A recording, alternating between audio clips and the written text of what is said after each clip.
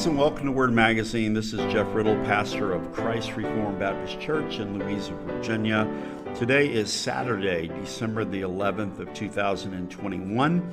I'm just getting back in the groove after a recent trip to London, England, where I was honored to speak in the Day of Special Studies for the School of Theology at the Metropolitan Tabernacle Church, where on Saturday, November the 27th, I gave 3 lectures on the theme, The War Against an Authentic Biblical Text.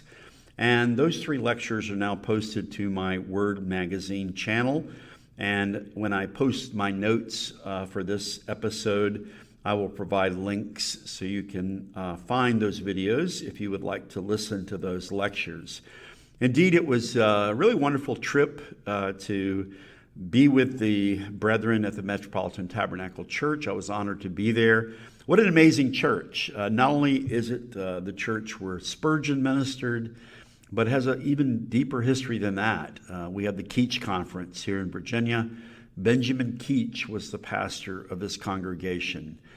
John Gill was the pastor of the congregation. John Rippon. Peter Masters, the current pastor, has been there for 51 years. So it was amazing to be there, to see the ministry of that church and to know the history of it. Not only did I speak in the conference on Saturday, I was able to preach on Sunday morning. That was a great experience. Was able to observe the ministry of the church that afternoon in their Sunday school and attending a doctrine class and attending the evening worship service.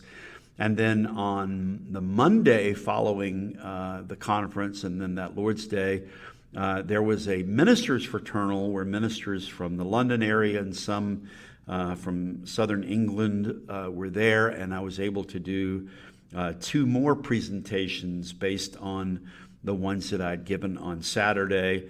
So it was a really encouraging, exciting time for me. And then my family was able to go with me, and we spent a couple days after my ministry duties were complete doing some sightseeing.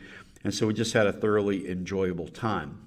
Well, while I was still in England, I was made aware of a blog post that had appeared on the Evangelical Textual Criticism blog on December the 1st.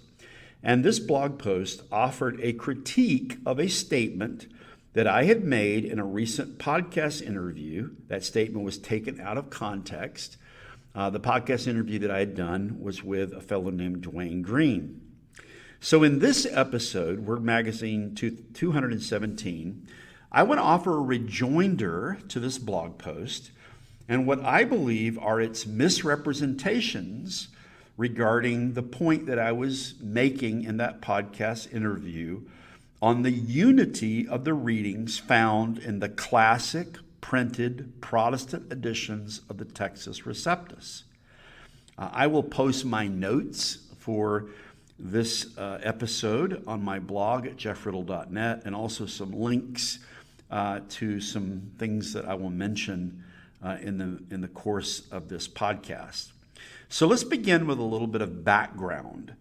I did an interview with Dwayne Green, a Pentecostal pastor from Canada.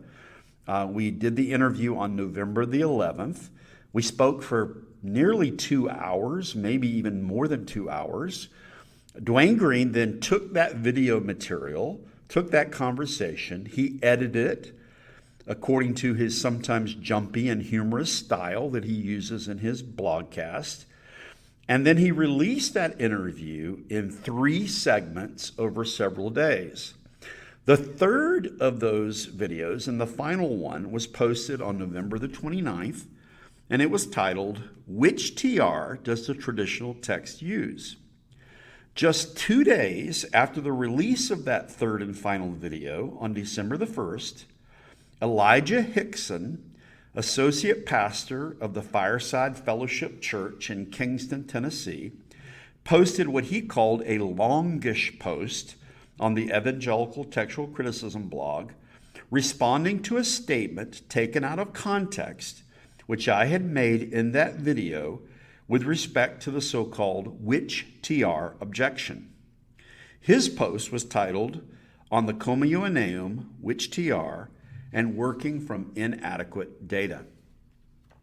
Let me begin with some observations about some general things that I found interesting about Pastor Hixson's post, and I'll cite three things that I found interesting about it.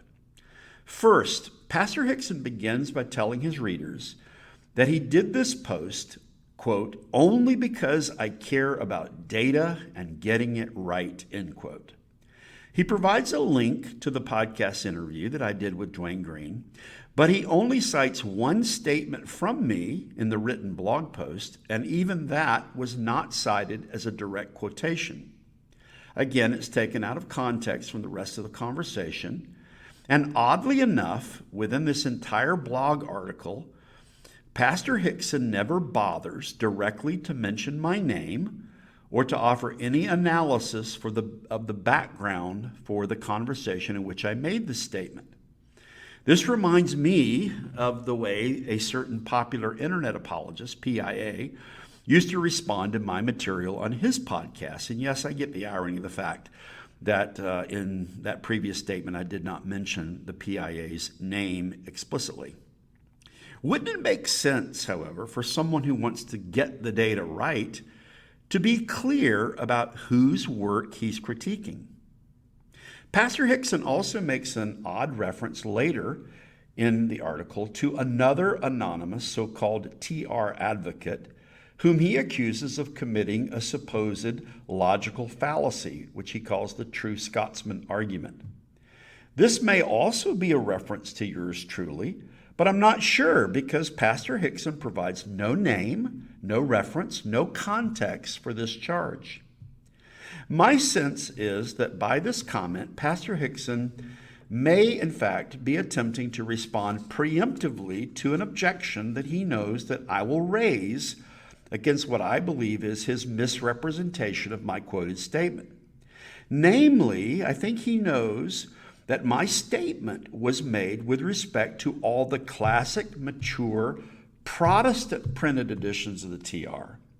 My point was that all of the classic, mature Protestant editions of the TR contain Matthew 6:13b, the doxology of the Lord's Prayer, Mark 16:9 through 20, the traditional ending of Mark, John 7:53 through 8:11, the woman taken in adultery, Acts 8:37, the confession of the Ethiopian eunuch, and 1 John 5:7b to 8a, the three heavenly witnesses passage, or the Coma Ioanneum, but I'll speak more on this later. Second of these three general things I found interesting, everyone who is in the TR community, those who are active in the TR community, are very familiar with Pastor Elijah Hixson. And we're very familiar with his frequent offers of online help because he only cares about the data and getting it right. I remember a conversation I had a couple of years ago with a fellow TR advocate, and he was making the observation that Pastor Hixson seems to be a nearly ubiquitous presence on all social media sites dedicated to textual criticism. And he was observing how Pastor Hixson is always so quick to offer his brand of so-called neutral corrections to anyone promoting the traditional text. Yes, he is quite a disinterested and objective observer of these things who only cares about getting the data right. He doesn't have any presuppositions. He just wants to get the data right. Third general observation. It's interesting that Pastor Hixson is apparently now listening to video and audio podcasts. Given that he linked the video interview that I had with Dwayne Green, and he made this longish post on my comments taken out of context from it. This is interesting because in past online interactions with Pastor Hixson, when I suggested to him that he listen to my Word Magazine podcast or to other podcasts to understand better statements that I had made in context, he responded that he always preferred written content. And he said he never listened to podcasts or watched online videos because, he said, he found these hard to engage his restless and active mind. I guess his opinion and practices on podcasts and videos has changed. So with those interesting observations on things that I found interesting out of the way. Let's get down now to the nitty-gritty of Pastor Hixson's objections, and I'll just allow the readers or the listeners to judge for themselves whether or not he got the data right. So let's begin with looking at what was my contested statement. What did I say in that podcast interview that Pastor Hixson thought merited a long written article and all the research that he put into it, the time he put into it? What was the one statement in a roughly 2-hour conversation that I had with Dwayne Green to which he took exception? It was one statement, and I'm going to see if I can cite it here verbatim from the recording. This is what I said. Green asked me about the TR objection, or the which TR objection, and I said this, quote, "All of those printed editions of the TR included Mark 16, 9 through 20. All of them included John 7, 53 through 8, 11. All of them included the doxology of the Lord's Prayer, Matthew 6, 13b. All of them included the Ethiopian eunuch's confession in Acts 8, 37. All of them included the Coma Ioanneum, 1 John 5, 7 and 8. So the differences between them are relatively minor," end quote. And what was Pastor Hixson's assessment of my statement? Pastor Hixson declares, quote, "That statement simply is not true," end quote. He then proceeds to cite several early printed editions of the Greek New Testament that do not include some of the passages I mentioned. He cites, for example, the doxology of the Lord's Prayer in Matthew 6:13b. He says it's not in one manuscript, one printed edition, not manuscript, but one printed edition, the Comprehension Polyglot.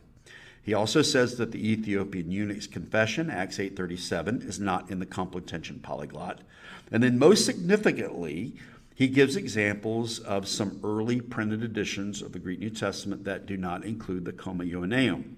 Notably, Erasmus's first two editions of 1516 and 1519, the Aldine edition of 1518, the Gerbalius edition of 1521, Kupfel's edition of 1524, and Collinnaeus' edition of 1534. Kupfel's edition was 1524, Collinnaeus 1534. He also makes reference to the fact that the Coma Ioanneum did not appear in the first edition of Luther's German New Testament, since Luther followed the second edition of Erasmus of 1519. And then he makes reference to the Coma Ioanneum appearing in brackets and in a smaller type in one early English translation, the Matthew's Bible of 1537. So that's his assessment, that the statement simply is not true. Well, what is the flaw, as I see it, in Hixson's critique of my statement taken out of context in a blog interview or a podcast interview? The basic flaw in Pastor Hixson's critique of my statement is his assumption of what I meant by the printed editions of the Textus Receptus. Granted, I should have been clearer, and I will try to do so. I will try to be clearer in the future to avoid any confusion for Pastor Hixson or anyone else. But let me be very clear in this Word Magazine 217. By printed editions of the TR, I was not referring to all early printed editions of the Greek New Testament, but I was referring specifically to the classic, mature, Protestant printed editions of the Textus Receptus, which served as the basis for the Protestant vernacular translations of the Reformation and post-Reformation eras.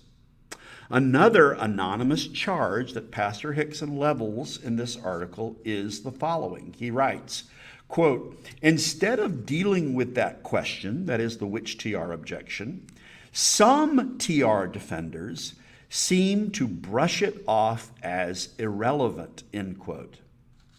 I'm not sure if he counts me among this anonymous group of some TR defenders who seem to brush off the which TR objection as irrelevant. I did do a blog article on this very topic back in 2019 in response to a which TR critique that had been offered by Dirk Jonken, and I have continued to expand on and clarify that response in various contexts. My friend Vince Krivda has also written an extended article on this topic. His article is titled, "Which TR? A Response to Mark Ward's Critique of Confessional Bibliology." And Vince's article is on academia.edu. I'll include a link to it when I post these notes. Now, I'm sure that Pastor Hixson would want to get the data right by acknowledging these responses. But would he put me and Vince in the category of some TR advocates who seem to brush off this objection as irrelevant? I would hope he wouldn't put me in that category, but he's not very specific, so it's hard to say. If you want to get the data right, shouldn't you be specific about who you're criticizing and not refer to them in vague terms? In my 2019 blog post, I tried to offer a confessional response to the which TR objection. And I specifically clarified what I meant when I appealed to the printed editions of the TR. I want to read now an excerpt from that post as it currently stands. So this is going to be several paragraphs. This is me writing about the which TR objection and how a TR advocate would respond to variations among the printed editions of the Textus Receptus. So here's what I wrote. Quote, "First, it is important to point out that there is no single perfect printed edition of the TR. This does not mean, however, that the various printed editions of the TR, taken collectively, fail to provide for us a reasonable and reliable witness to the received text. At the Text and Canon Conference, Jonathan Arnold," I'm talking about the 2019 conference that was held in Atlanta at Robert Truellove's church. Again, back to my quote. "At the Text and Canon Conference, Jonathan Arnold made mention of the Trinitarian Bible Society's helpful statement of doctrine of Holy Scripture, which for the New Testament refers to the received text as a group of printed texts, adding that the scope of the Society's constitution does not extend to considering the minor variations between the printed editions of the Textus Receptus." I continue in that article. "Second, we should not let the fact that such minor variations exist among the various printed editions of the TR overshadow the fact that those editions are overwhelmingly uniform, and particularly so with regard to those places where there are major differences with the modern critical text. All the classic Protestant printed editions of the TR, for example, include the doxology of the Lord's Prayer, Matthew 6:13b, the traditional ending of Mark, the only begotten Son at John 1:18, the pericope adulterae, Acts 8:37, God was manifest in the flesh at 1 Timothy 3:16, the Coma Ioanneum, etc. As for the remaining minor variations, each of these should be evaluated on a case-by-case basis. If this is done, I believe that most of them will be easily resolved, while only a few will call for more careful deliberation." In that same post, I later added the following paragraph.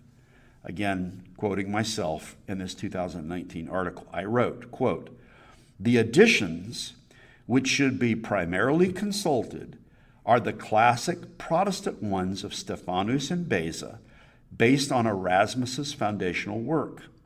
The Elsevier editions should also be consulted, but with the understanding that they appeared after most of the translations of the TR had first been made into the modern languages of Europe," end quote. Now, given this context, and that's the end of my quotation, returning to this topic at hand, given this context, it should be clear that when I made reference in my conversation with Dwayne Green to all the printed editions of the TR, including the various passages that I mentioned, I was not speaking about every early printed edition of the Greek New Testament, but I was referring to the classic, mature, Protestant printed editions of the TR as epitomized in those of Stephanus, Beza, and later the Elzevirs. Let me briefly now review the 6 early printed editions of the Greek New Testament, not Protestant TRs, which Pastor Hixson cites. First, he cites the Comprehension Polyglot. This was a Roman Catholic edition of the Greek New Testament produced in Spain under the authority of Cardinal Jimenez. It is hardly surprising, then, that the Comprehension Polyglot follows the Latin Vulgate in not including the doxology of the Lord's Prayer, Matthew 6:13b. The Comprehension Polyglot is not a classic Protestant printed edition of the Greek New Testament. Second, the Aldine edition was also produced in a Roman Catholic context in Venice in 1518. Think about this. Luther did not appear before the Diet of Worms until 1521. The Aldine edition was in 1518. It is not a Protestant printed edition of the TR. In addition, the New Testament of the Aldine edition apparently follows the first edition of Erasmus, so it's not even an independent witness for the omission of the Comma Ioanneum. Third, Pastor Hixson also cites the omission of the Comma Ioanneum from the first 2 editions of Erasmus, the 1516 and the 1519. Erasmus's Greek New Testament was indeed foundational for the Textus Receptus, but it was not a Protestant printed edition.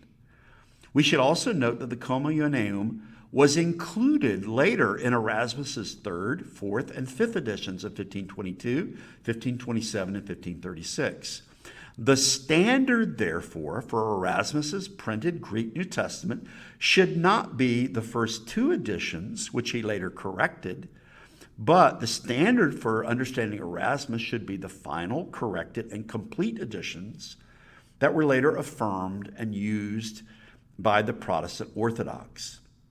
Given Pastor Hixson's stated emphatic desire to get the data right, surely Pastor Hixson would not suggest that I did not know that Erasmus's 1st and 2nd printed editions of the Greek New Testament omit the Comma Ioanneum.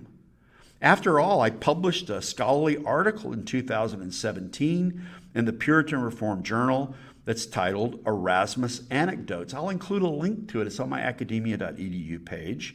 In that article, I extensively discussed the so-called rash wager legend related to Erasmus's inclusion of the Comma Ioanneum in the 3rd edition of his Greek New Testament. And I mentioned the fact that it's not in the first 2 editions. So surely, if you want to get the data right, you won't suggest that I was ignorant of that. Fourth, as I understand it, Gerbalius was a humanist and not a full-throated Protestant. My guess is that Gerbalius's edition of 1521 was based on the earlier editions of Erasmus, so like the Aldine edition, it's not an independent example of the omission of the Comma Ioanneum. Fifth, Kupfel's edition of 1524 would have appeared in the early stages of the Reformation, so it was not a mature Protestant edition. I also assumed that, like the Gerbalius edition, it was likely based on one or both of the early editions of Erasmus. I might add here that Pastor Hixson mentions again Luther's omission of the Comma Ioanneum in the first edition of his German New Testament, but even Pastor Hixson concedes that the Comma Ioanneum was later added to the German Bible, as indeed this reflected the Protestant consensus. The sixth manuscript he makes reference to, or printed edition he makes reference to, not manuscript, but printed edition, is the Collinnaeus edition of 1534. And this edition as well could not possibly be classified as a mature Protestant edition of the Textus Receptus. This is another case where I'm sure that Pastor Hixson's zeal to get the data right would mean that he would not want to overlook the fact that I published a scholarly article in 2017, which also appeared in the Puritan Reformed Journal, that was titled John Calvin and Text Criticism. I'll include a link in my notes to this article that is on my academia.edu page. In that article, John Calvin and Text Criticism, I noted in particular Calvin's distinct transition from using the Greek text of Callineus in his commentaries and the writings of his early ministry to this transition, meaning he used Callineus early, then he transitioned and he began making use of the printed editions of the TR of Stephanus in his mature ministry. In my article, I lean heavily on the research of renowned Calvin scholar T.H.L. Parker, who notes that Callineus' New Testament was astonishingly modern. See page 135 in my article where I discuss this. And Parker suggested that Calvin made the transition from Callineus to the Textus Receptus under the influence of Stephanus. Perhaps Pastor Hixson would accuse T.H.L. Parker of committing the true Scotsman fallacy by concluding that Callineus' Greek New Testament was not a true Protestant Textus Receptus. Conclusion. Let's move to the conclusion. In conclusion, again, the fatal flaw in Pastor Hixson's critique of my statement, taken out of context from a podcast conversation, was his failure to draw a distinction between the early printed editions of the Greek New Testament and the classic, mature Protestant editions of the Textus Receptus. My statement in the podcast referred to the latter and not to the former. I was referring to the classic Protestant editions of the TR and their uniformity, not to every early printed edition of the Greek New Testament. Pastor Hixson gives great weight in his argument in the article to a 1999 Quarterly Record article by G.W. and D.E. Anderson, which also appears on the Trinitarian Bible Society website, and which offers a broad survey of the early printed editions of the Greek New Testament and later printed editions of the Greek New Testament as well. And in that survey, the Andersons do indeed describe the early printed editions of the Greek New Testament in the broadest sense as editions of the Textus Receptus. Pastor Hixson does not, however, give proper attention to the focus given by the Andersons at the conclusion of this article to the later mature editions of the TR produced by Stephanus and Beza, and especially to Scribner's edition of 1894, still kept in print by the Trinitarian Bible Society as a standard representation of the Textus Receptus. Clearly, the Andersons, the author of this article, give greater weight to the later Protestant editions of the TR as opposed to the earlier printed editions of the Greek New Testament, which served as forerunners to it. The Anderson article, in fact, makes the point that the term Textus Receptus was not coined until it appeared in a blurb in the second edition of the Elzevirs in 1633. So again, think about this for a second. The term Textus Receptus didn't begin to be used popularly in reference to the traditional text until the second edition of the Elzevirs in 1633. And so it would be anachronistic to call the early printed editions of the Greek New Testament the Textus Receptus. That term was used specifically to the mature Protestant printed editions of the Greek New Testament. It would be a gross misrepresentation of the Anderson article to suggest that the Andersons or the Trinitarian Bible Society would endorse as legitimate any printed edition of the Greek New Testament that omitted Matthew 6:13b, Mark 16:9 through 20, John 7:53 through 8:11, Acts 8:37, or 1 John 5:7 and 8. In the end, it is interesting to consider that even without making a distinction between the earlier printed editions of the Greek New Testament and the later classic Protestant printed editions of the Textus Receptus, Hixson could find so few differences among them. Even among the earliest printed editions of the Greek New Testament, he could cite none that excluded the traditional ending of Mark or the woman taken in adultery. He could find only one that omitted the doxology of the Lord's Prayer and the Ethiopian eunuch's confession, that is, the Comprehension Polyglot. And he could find only a handful of early printed Greek editions that omitted the most controversial Coma Ioanneum, and all of those are most likely based on the first two editions of Erasmus, later corrected by Erasmus himself. Pastor Hixson's study, oddly enough, actually demonstrates how relatively uniform the printed editions of the Greek New Testament, whether the early printed editions or the mature Protestant TR editions, how uniform they were until the 19th century and the rise of modern textual criticism. Pastor Hixson essentially concedes as much toward the end of his post when he states the following, quote, "At the end of the day, one could," and he puts could in italic, "one could argue that there was eventually a consensus and that these examples don't actually matter," end quote. What he claims to take issue with is the assertion that, quote, "TRs all agree in these major passages and they only disagree in minor places," end quote. Pastor Hixson pronounces, quote, "That claim is demonstrably untrue. There's just no way around it," end quote. Again, the problem, as I see it, is with Pastor Hixson's misrepresentation of what I meant by the printed editions of the TR. I did not mean the Comprehension Polyglot.